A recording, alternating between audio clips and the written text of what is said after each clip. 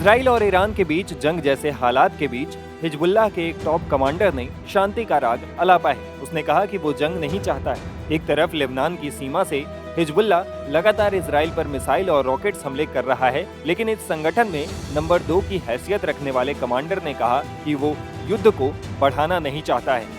Hezbollah के deputy secretary Sheikh Naeem Qasim ने कहा कि हम लेबनान की दक्षिणी सीमा पर अपनी महीनों से चली आ रही गोलीबारी को तेज नहीं करने के लिए प्रतिबद्ध है, लेकिन इजराइल की तरफ से कार्रवाई होगी तो उसका जवाब दिया जाएगा। बता दें कि हिजबुल्लाह में कासिम इस ग्रुप के सबसे प्रमुख नेता हसन नसरल्लाह के बाद दूसरे स्थान पर हैं। अब नईम कासिम ने NBC न्यूज को दिए एक इंटरव्यू में इजराइल और ईरान पर खुलकर बात की है।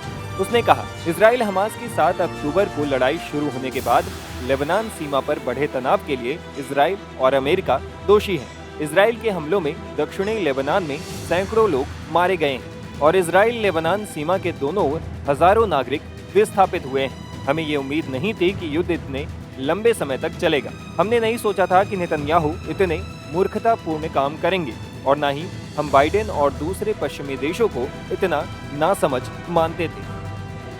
वहीं कासिम ने ईरान के हमले को लेकर कहा कि तेहरान ने स्पष्ट रूप से कहा है कि वो युद्ध नहीं चाहते हैं। उन्होंने अपने दूतावास पर हमले का जवाब दिया है। कासिम ने 3 अरब देशों जॉर्डन, सऊदी अरब और UAE की चुप्पी की भी आलोचना की है। बता दें कि इजराइल के गाजा में हमले के तुरंत बाद ही हिजबुल्लाह भी इस लड़ाई में कूद गया था।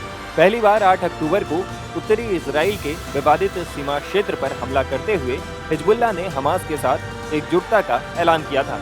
हिजबुल्लाह ने बुधवार को उत्तरी इजराइल पर एक मिसाइल और ड्रोन हमले की जिम्मेदारी भी दी, जिसमें 14 इजरायली सैनिकों समेत 18 लोग घायल हुए थे।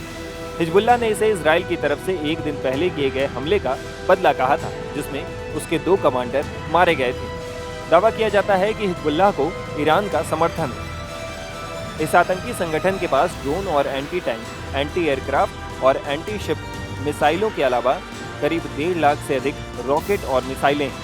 हिजबुल्लाह शिया मुसलमानों का समूह है, जिसका गठन साल 1980 के दशक की शुरुआत में लेबनानी गृह युद्ध के दौरान हुआ था। दक्षिणी लेबनान पर इजराइल के कब्जे के दौरान ये सक्रिय था। तब हिजबुल्लाह ने इजरायली बलों को खदेड़ने के लिए एक मिशन चलाया था और वो लगातार इजराइल पर हमले की फिराक में रहता है। अमेरिका हिजबुल्लाह को एक आतंकवादी संगठन मानता है। Times now of Bharat digital की रिपोर्ट।